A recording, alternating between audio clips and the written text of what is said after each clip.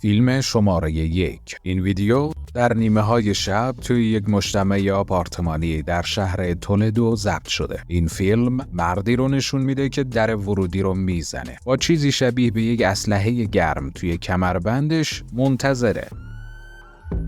صاحب آپارتمان مرد رو نمیشناسه. برای همین سوال میکنه که کیه. مرد ناشناس به طرز احمقانه‌ای با جمله من هستم پاسخ میده.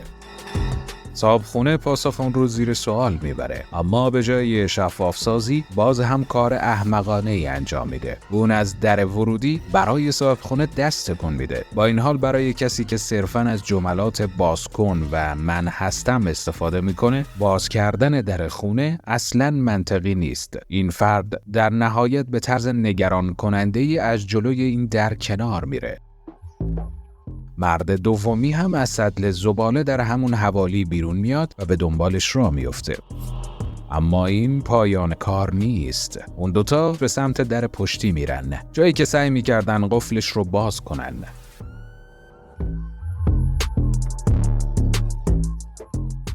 با پلیس تماس گرفته شد و زمانی که اونها رسیدن، اون دو نفر از اونجا رفته بودن. خوشبختانه نتونستن هیچ دری رو باز کنن. مشخص نیست که این دوتا دقیقاً چه برنامه‌ای داشتن. گوله پشتی تقریباً خالی که پسر داره نشون میده که اونها قصد سرقت از این مکان رو داشتن. اما ممکنه نیت اونها بسیار بدتر باشه. این دو نفر هنوز توسط پلیس شناسایی نشدن. فیلم شماره 2.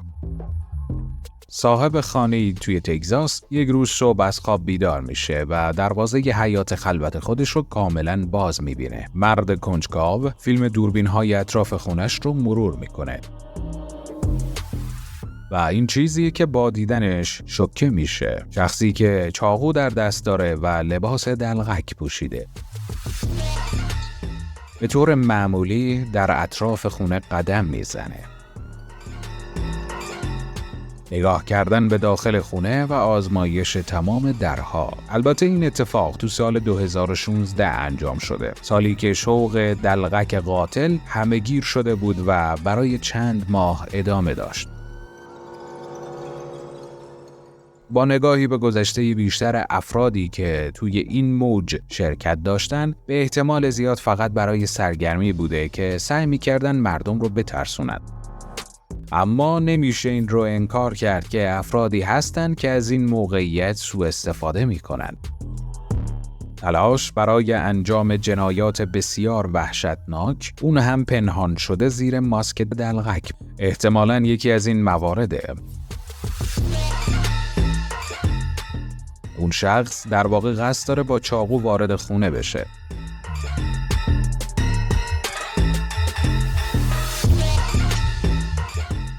هرچند بعد از ناموفق بودن، دلغک در نهایت از اونجا میره. برای صاحب خونه چیزی جز این فیلم ناراحت کننده باقی نمیمونه. این فیلم در نیمه های شب در شهر کلرادو ضبط شده. موضوع این فیلم ظاهر شدن سه شیر کوهی در تاریکی که شروع به قدم زدن در اطراف مجموعی از خانه ها میکنند. مشاهده شیرهای کوهستانی توی این منطقه خاص بسیار نادره. معمولاً اونها توی کوهستانهای بسیار دورتر از این منطقه زندگی میکنن، جایی که دسترسی آسانتری به گوزنهایی که شکار میکنن دارن. دیدن اونها توی منطقه‌ای با جمعیت زیاد، به خصوص در همسایگی انسانها، اصلاً رایج نیست. این شیرها در نهایت میرن، اما تقریباً هیچ شکی وجود نداره که اگه یکی از این صاحبان خونه حیوانات خانگی خودش رو برای شب بیرون میذاشت یا حتی خودش خارج از خونه بود، همه چیز طور دیگه‌ای پیش میرفت. فیلم شماره 4. این فیلم در مارس 2017 در پارک اورلند گرفته شده. توی این ویدیو نشون داده شده که آتش سوزی در نزدیکی خونه در حال وقوعه، طوری که دوربین این خونه دقیقاً در روبروی محل در حال سوختنه. در نهایت یک تکه زباله در حال سوختن رو میشه دید که به این سمت پرت شده و روی بوته‌های خشک میافته.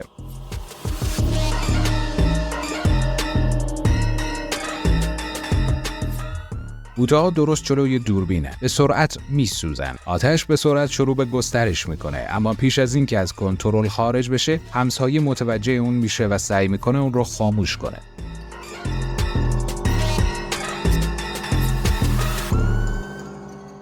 اون یک شلنگ باغچه رو برمی‌داره و در حالی که زنگ در خونه رو فشار میده، آتش رو خاموش میکنه. با این حال صاحب خونه در محل نیست و همسایه دیوانه‌وار سعی میکنه این موضوع از طریق بلندگو در میان بذاره.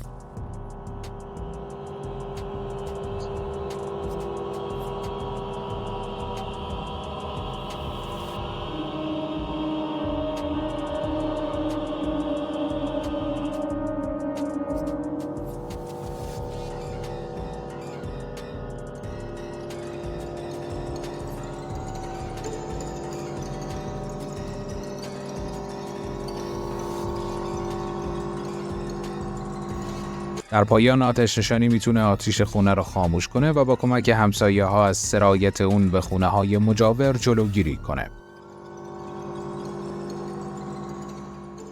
فیلم شماره 5. این ویدیو هم توسط دوربین در ضبط شده.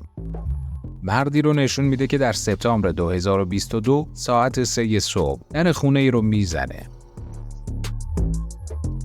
چند بار در میزنه. احتمالاً این مرد به کمک نیاز داره. اون از صاحب خونه میخواد که با اون صحبت کنه.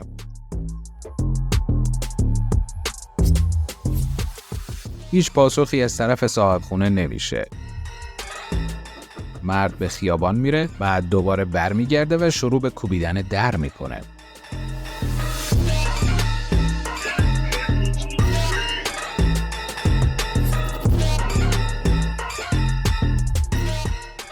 اون پرخاشگر میشه و شروع به داد زدن میکنه. صاحب خونه با پلیس تماس میگیره. رفتار عجیبیه. نمیدونم دنبال چی بود، اما دوست دارم حدس شما رو بدونم. برای دیدن ویدیوهای بیشتر کانال لنز پلاس رو دنبال کنید و نظرات خودتون رو با ما به اشتراک بذارید.